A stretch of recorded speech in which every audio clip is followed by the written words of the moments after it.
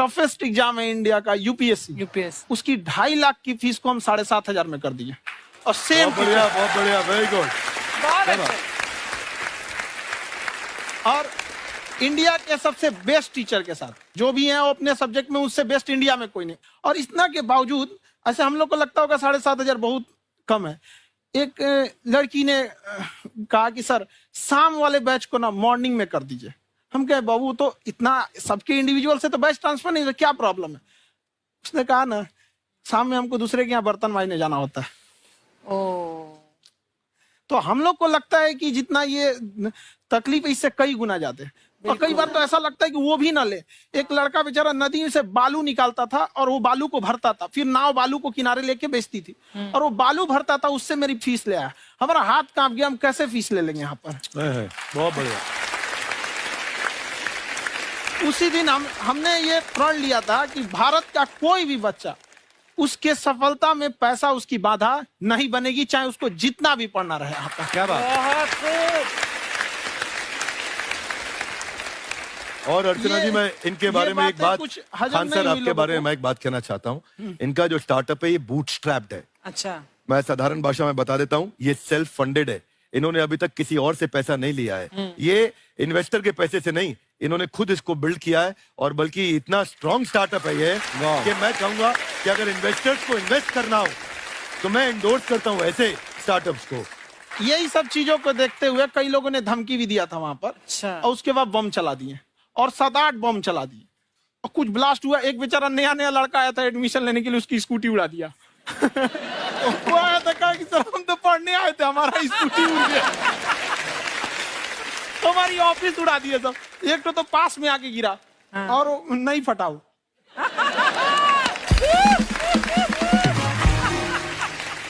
बाद में बहुत सारे लोग धमकियां दिए, लेकिन कहते हैं ना सूरज कितना भी तेज चमक ले समंदर नहीं सुखा सकता। वाह वाह वाह, क्या बात है।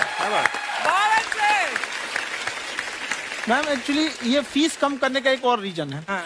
2.5 लाख 3 लाख की जो फीस में सब लोग पढ़ाई अफोर्ड नहीं कर पाते। इसलिए वो कुछ ही लोग अफोर्ड कर पाते हैं, तो उनका मेंटल लेवल तो बहुत ऊपर चला जाता है। लेकिन एक पूरे देश का मेंटल लेवल थोड़ा सा स्टेबल नहीं हो पाता। तो जब फीस कम रहेगी तो हर वो लड़का तैयारी करने के लिए आगे आएगा जिसका सपना है देश के लिए कुछ करने का। सीटें लिमिटेड हैं, उन्हें को मिलेगी, लेकिन जिन्हें नहीं मिलेगी उसे मिलेगा देश का एक जिम्मेदार नागरिक। तो इस देश को बदलना। क्या बात है। हम लोग विश्व गुरु कहे जाते थे, क्यों? क्योंकि दुनिया से लोग हमारे यहाँ पढ़ने आए थे। चाइना से ह्वेनसांग आया, फायान आया, आज कोई नहीं आता है। हम लोग का उद्देश्य एक समय आएगा जो फिर आएंगे यहाँ पढ़ने के लिए। क्या बात है। पर आप देखो अर्चना जी, सबसे ज्यादा आईपीएस आईएएस बिहार से निकलते हैं। आप देखो पढ़ाई लिखाई में पॉलिटिशियन बहुत बड़े बड़े निकले हैं। तो ऐसा नहीं है, हर जगह ऑप्शन भी नहीं है वहाँ पे, इंडस्ट्री नहीं है, खेती करेगा तो कोई खास वो नहीं रहे। ऑप्शन भी नहीं है, सही बात है। बिहार की मिट्टी में एक चीज है, जिद तो बहुत जबरदस्त है। कुछ भी नहीं रहेगा तो सब कुछ पाने का उसको जिद रहेगा, करके भी दिखा देगा। वहाँ पे कर देंगे हम आपको। विवेक सर, आपके बारे में हमने सुना एक बार आप संन्यास लेने चले गए थे। कौन वापस लेके आया आपको? फिर कहाँ तक पहुंच गए थे आप? नहीं, मैं एमबीए की पढ़ाई के बाद मैं ये सोचा था कि अपना जीवन भगवान की सेवा में समर्पित कर दूं। अच्छा जी। बहुत साल मैं वृंदावन में रहा था और गुरुकुल में रहा था। अच्छा। और वहाँ सेवा करना, बहुत अच्छी शिक्षा मिली। मैं बोलता हूँ मेरी असली एमबीए वही थी, मोस्ट ब्यूटीफुल एसोसिएशन। वाह। और मैं वहाँ भगवत गीता पढ़ी, जहाँ मुझे गीता से लगाव हुआ। तो मेरे गुरुजी का आदेश था कि आप भगवत गीता को बिजनेस मैनेजमेंट के साथ जोड़ के देश दुनिया में बताओ। मेरे को लगा बड़ा मुश्किल काम है। मैंने बाद में देखा कि डॉक्टर स्टीफन कॉवी, जिनकी किताब है 7 habits of highly effective people, आप सबने पढ़ी होगी। उन्होंने बोला मैंने 7 हैबिट भगवत गीता से लिए। और हमारे देश के लोग ऐसे हैं जो मेरी किताब पढ़ते हैं, जो कि 3.5 मिलियन कॉपीज बिक चुकी हैं, और भारत में भगवत गीता नहीं पढ़ते। तो मुझे लगा कि मैं गीता विद मैनेजमेंट के ऊपर आकर के बातचीत करूं। मुझे लगा बहुत कठिन होगा, पर मेरे गुरुजी का आदेश था कि कठिनाई आपको तभी तक दिखेगी जब कठिनाई को देखोगे। तो एक छोटा उन्होंने मुझे बताया, पूछा कि इस कमरे में लाल रंग कितनी जगह है, देखो आप भी एक बार जरा देख के बताओ। 7-8 जगह लाल रंग दिख रहा है यहाँ पे आपको? 1 ये 2, वो लाल रंग टी शर्ट पे 3 4 5, ये लाल हो गया 6, उधर लाल हो गया 7, एप्पल लाल, बिल्कुल ठीक 7। पर जब आप लाल रंग ढूंढ रहे थे तो क्या आपको हरा रंग दिख रहा था? Yes no? नहीं। जब आप लाल रंग ढूंढ रहे थे तो क्या आपको काला रंग दिख रहा था? Yes no? नहीं। नो। जिंदगी भी ऐसी है, जो ढूंढोगे वही मिलेगा, बाकी कुछ नहीं मिलेगा। तो उन्होंने कहा कि आप इसी सोल्यूशन पे फोकस करो और गीता के मैसेज को पहुंचाओ। तो मैं बिजनेस मैनेजमेंट के प्रोग्राम्स कॉर्पोरेट्स में करने शुरू किए, क्योंकि गीता पहला मोटिवेशनल सेमिनार जो पृथ्वी के इतिहास में कपिल जी हुआ, वो कृष्ण ने दिया था।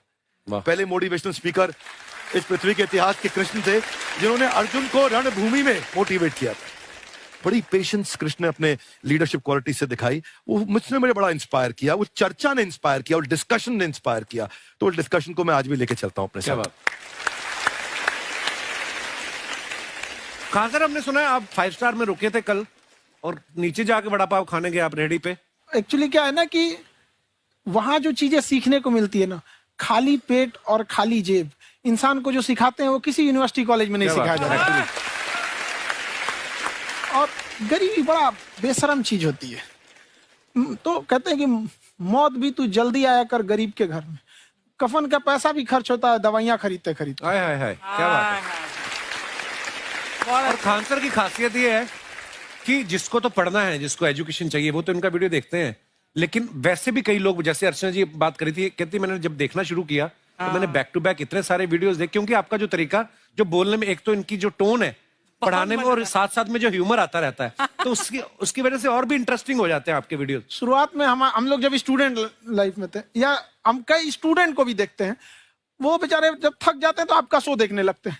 तो शुरू में हमको लगता था जब कि अरे यार हमारी पढ़ाई उसके लिए है, लेकिन पढ़ाई में थक जाता है, शो देख के नहीं थक जाता। तो हमने सोचा दोनों को मिक्स कर देते हैं।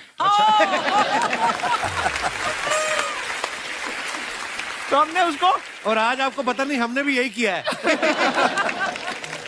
मिक्स करने। हमारे एजुकेशन सिस्टम में 2 कमी है, एक एजुकेशन की, दूसरा सिस्टम की। आप पटना से हैं ना? हाँ। हमें भी पटना पसंद है। बस कोई पटाने वाला चाहिए। नहीं, मजाक नहीं कर रहा है। आपका जो चैनल है, हम दिन में 10 बार आपके चैनल को सब्सक्राइब करते हैं। दिन में? अरे हाँ, और बेल आइकन तो हम इतना जोर से दबाते हैं कि बाकी यूट्यूब वाले बाहर निकल के देखते हैं कि ये कौन है जिसने इनका चैनल इतना जोर से दबा दिया बेल आइकन। बुढ़िया, तो ये शर्म नहीं आती है? आते ही फ्लर्ट शुरू कर दिया ना तूने। तो जाते हुए करते हैं क्या? विवेक जी नमस्ते। आपसे एक काम था छोटा सा, कर देंगे आप? ये क्यों करेंगे? नहीं, गुरुजी हमेशा अपने वीडियो में कहते हैं कि विवेक से काम लो, विवेक से काम लो।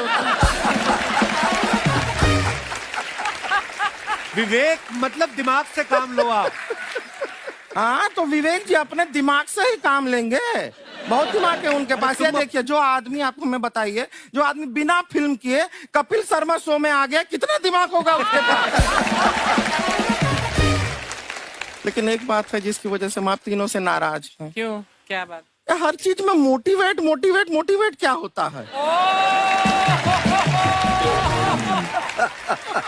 सच कह रहा है, जब भी ये शब्द सुनते हैं हमें लगता है कोई हमें चिढ़ा रहा है। बदल दीजिए ना, खाली मोटिवेट बोलना ही क्यों जरूरी है? कुछ और कीजिए। रोटी वेट, छोटी वेट, पतली वेट, कुछ भी बोलिए, मोटिवेट हटाइए। तो गुड़िया, तू भी एक्सरसाइज किया कर ना, देख डॉक्टर साहब ने कितना वजन कम किया है, तू भी कर ले। ठीक है, फिर मोटिवेट से ही चला लेंगे। लेकिन मोटिवेशन कोई बुरा बात नहीं है। हमारे दादाजी भी वैसे बहुत मोटिवेट करते थे। हाँ, एक बार तो तालाब में डूब रहे थे हमारे दादाजी।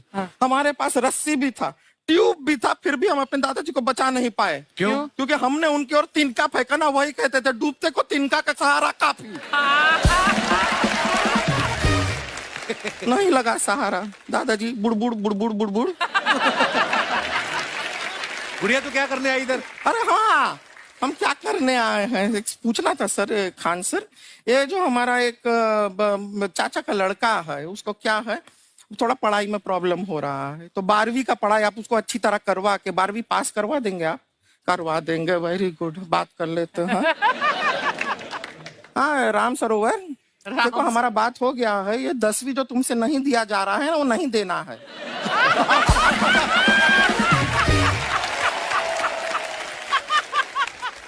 टेंशन नहीं है, 10वीं का खान सर से बात हुआ, ये सीधा 12वीं पढ़ा के पास कर देंगे। अरे ऐसे नहीं होता, पहले 10वीं पास करनी पड़ेगी, फिर 12वीं होगी ना। ऐसा कोई जरूरी नहीं है ये सीक्वेंस। हमारे मौसा जी थे, उनसे ना 10वीं हुई ना 12वीं हुई, अभी 3 दिन पहले सीधा उनकी 13वीं हुई। एक्चुअली क्या है, पढ़ाई लिखाई का हमको बहुत ज्यादा नॉलेज है नहीं। गांव में पढ़े हैं ना सर। स्कूल कहाँ होते थे अर्चना जी, गांव में स्कूल नहीं था, पेड़ के नीचे पढ़ते थे हम। यहाँ तक कि हमारे पास ब्लैक बोर्ड भी नहीं था। हमारे मोहल्ले की जो भैंसिया थी उसको खड़ा करके टीचर उसके ऊपर लिख के पढ़ाती थी। मजाक नहीं कर रहे हैं। और आप तो समझ रहे हैं, अभी ब्लैक बोर्ड की एक अटैच डस्टर था ब्लैक बोर्ड का, समझ रहे हैं ऐसा, वो पीछे से आता था, लिखा हुआ मिटाता था और चला जाता था। ये तो कुछ भी नहीं है। एक बार क्या हुआ, हमारा स्कूल शुरू हुआ, शुरू होते ही 2 महीने के लिए छुट्टियां हो गई। क्यों? ब्लैक बोर्ड ने बछड़ा दिया था ना। तो वैसे आप लोग ना इतने ज्ञानी हैं, सब कुछ जानते हैं। आपसे एक टेक्निकल सवाल पूछे। एक बार ना 4 दोस्त थे, 4 दोस्त, साम दाम दंड भेद। वो डिसाइड करते हैं कि चलो एक गेम खेलते हैं, तो टीम्स बनाते हैं। तो साम दाम ने एक टीम बनाया। इस पे भेद को बहुत गुस्सा आया। पता है क्यों? क्यों? क्योंकि भेद को दंड मिलाना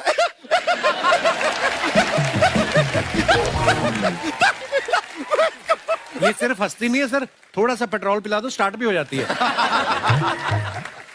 इतना है कि और भी बता दीजिए, जब हम बीमार होते हैं हम डॉक्टर के पास नहीं मैकेनिक के पास जाते हैं, और डिटेल दे दीजिए। ऐसा कुछ नहीं है सर, ये बोलते हैं खाली। लेकिन अभी एक रिक्वेस्ट था सर, हमारा एक भाई है, पुरुषोत्तम नाम है उसका, वो गांव से आया हुआ है। आप लोग थोड़ा उससे सब बातचीत करेंगे, थोड़ा उसको प्रोत्साहन देंगे। और शर्मा जी, आपसे भी एक रिक्वेस्ट था, आपसे हमने कभी कुछ मांगा नहीं है।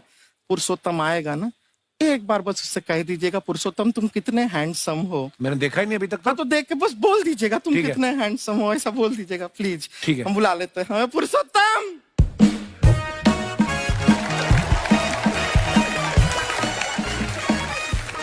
ये पुरुषोत्तम है। वाह, तेरा भाई बड़ा हैंडसम है। तो हमारे खानदान में सब हैंडसम है, ज्यादा चापलूसी करने का जरूरत नहीं है।